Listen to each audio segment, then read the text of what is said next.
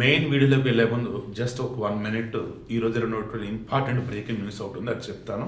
ఇది చాలామందికి యూస్ఫుల్ అనమాట. ఈరోజు కొవ్వూరు దగ్గర గామన్ బ్రిడ్జ్ మీద ఒక బస్సు తగలబడి, private travels bus. Ganesh gold తాకట్టులో ఉన్న బంగారాన్ని విడిపించి కొనబడును. సంప్రదించండి 9966611144. ఎందుకు?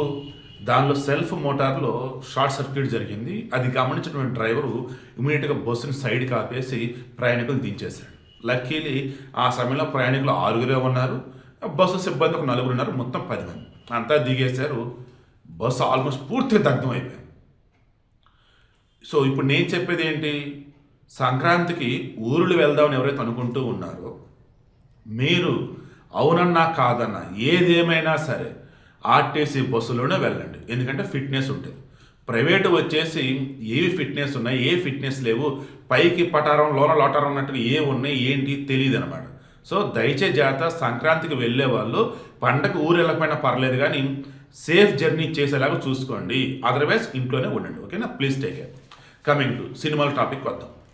ఇప్పుడు రేపు 9వ తారీఖున రాజాసాబ్ అండ్ జననాయకుడు, ఇది విజయ్ది. 10వ తారీఖున వచ్చేసి మన శివకార్తికేయంది, ఆ పేరు మర్చిపోయాను. సో తర్వాత వచ్చేసి 12వ తారీఖు వచ్చేసి మన శంకరవర ప్రసాద్ వస్తున్నారు. 13 వచ్చేటప్పటికేమో అనగనగా ఒక రాజా.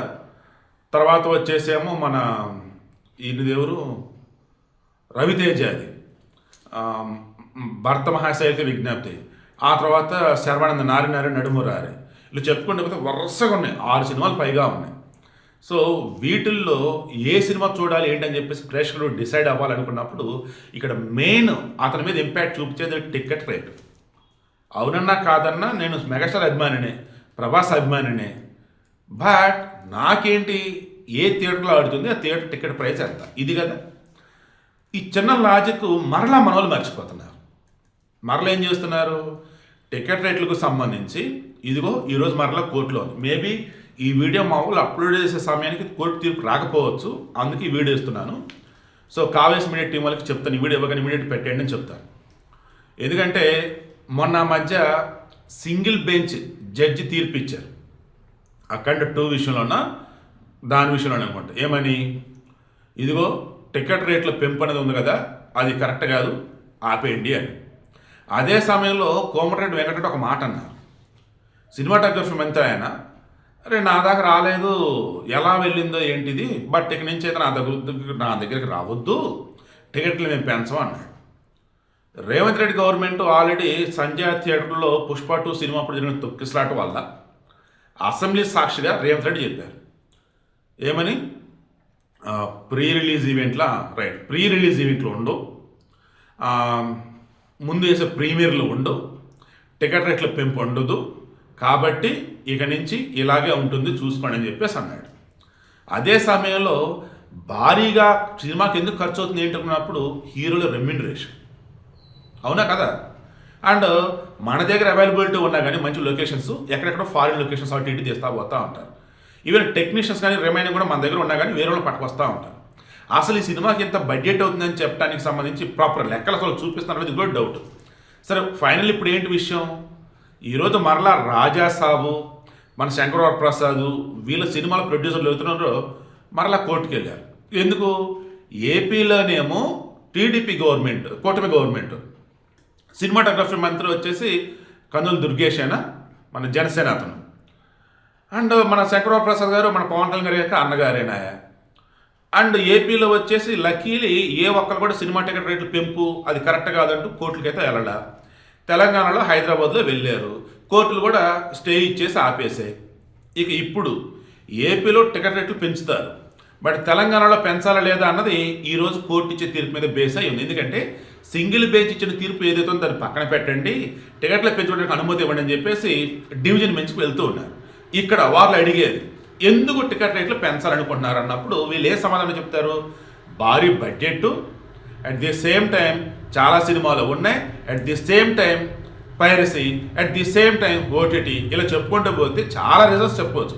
బట్ అదే సమయంలో కోర్టు అడగాల్సింది, మనమంతా ఈ విడుదల నేను చెప్పబోతున్నది ఒకే ఒకటి, సినిమా టికెట్ రేట్ ఓకేనా, సరే పెంచుతున్నారు, మాట్లాడుకుందాం.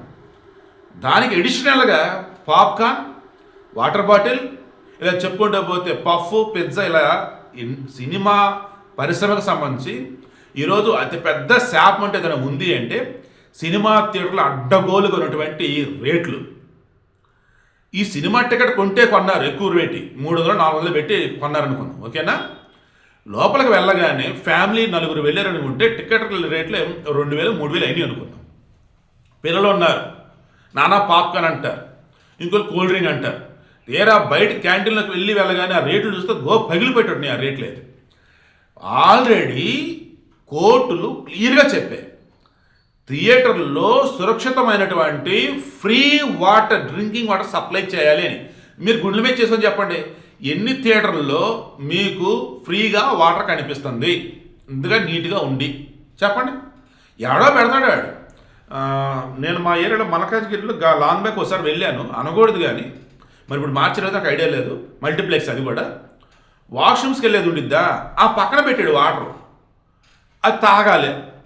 జస్ట్ ఎయిర్పోర్ట్లోనే టైప్ పెట్టి ఉన్నాడు, ప్రెస్ చేసుకుని వచ్చి వాటర్ నోట్లు తాగాలి.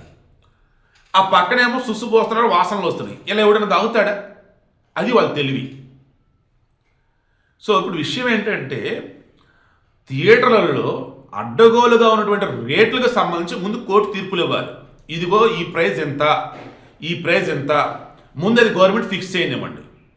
ఆ తర్వాత టికెట్ రేట్లు అంటారా, సరే పండగ కదా, పైరసీ బయట చేసేవాళ్ళు ఉన్నారు, అండ్ మోర్ ఓవర్ థియేటర్లు వచ్చేసి మళ్ళీ వేరే థియేటర్లో వేరే సినిమాలకి ఇవ్వాలి కాబట్టి ఇస్తున్నాంలే అని మేబీ ఈరోజు పర్మిషన్ ఇవ్వచ్చు.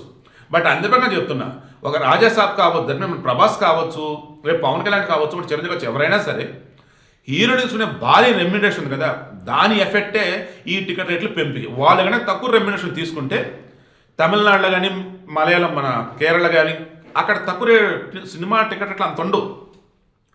మీరు బాగా క్రాస్ మన ఇండియా మొత్తం మీద భారీగా టికెట్ రేట్ల పెంపు అనేది ఉంటే మన తెలుగు రాష్ట్రాల్లో తెలుసా మీకు ఎంత దరిద్రం అంటే, తమిళనాడులో ఓ సినిమా రిలీజ్ అయింది, తమిళ సినిమాని, ఆ టికెట్ రేట్ వచ్చేసి 150-175 మ్యాక్సిమం. మన దగ్గర అదే సినిమా రిలీజ్ చేసి మల్టీప్లెక్స్లో 300, 350, 400 టికెట్ రేట్ వసూలు చేసిన రోజులు కూడా ఉన్నాయి. అంతేందుకు ఇప్పుడు జననాయక్ అనేది వస్తుంది కదా విజయ్ది, అది భగవంత్ కేసరి రీమేక్. ఆ రీమేక్ని మన మీద వేసి కూడా మన దగ్గర థియేటర్ బోల్డ్ అని తీసుకున్నారు మళ్ళీ వాళ్ళు. ఏమనాలి? మరలా మన రాజాసాబ్కి వచ్చేసి తమిళనాడులో సింగిల్ స్క్రీన్ దొరకలేదంట. ఎంత ఘోరం అసలు. ఓ పక్కేమో మన సినిమాలకు వచ్చేసి మిగతా వాళ్ళు ఏదో ఒక అడ్డుపుల్లు వేస్తూనే ఉంటారు, ఆడినప్పుడు. మనమేమో వాళ్ళ సినిమాలు కూడా పట్టుకొచ్చి మన దగ్గర ఆడిస్తూ ఉంటాం, అది కూడా ఎక్కువ రేట్లు పెట్టి టికెట్లు. ఇప్పుడు మన సినిమాలకు సంబంధించిన టికెట్ రేట్లు పెంచుకుందామంటేనేమో ఎవరు కేసులు వేస్తున్నారు. కోర్టు వచ్చేసి ఈరోజు ఏం తీర్పిచ్చిందో చూద్దాం. ఓవరాల్గా అయితే నేను మరలా రిక్వెస్ట్ చేస్తున్నా, పండగలకు ఊరు వెళ్ళే వాళ్ళు మంచి కండిషన్ ఉన్న బస్సు మాత్రమే వెళ్ళండి.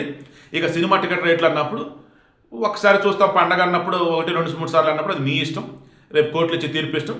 అండ్ ఓవరాల్గా సినీ ఇండస్ట్రీ అయితే ఫోకస్ చేయాల్సింది అయితే సినిమా టికెట్ రేట్లు ఒకటి, బట్ దీనికన్నా 10 కాన్సన్ట్రేషన్ చేయాల్సింది మాత్రం ఈ థియేటర్లో ఉండే తినుబండారాల విషయంలో.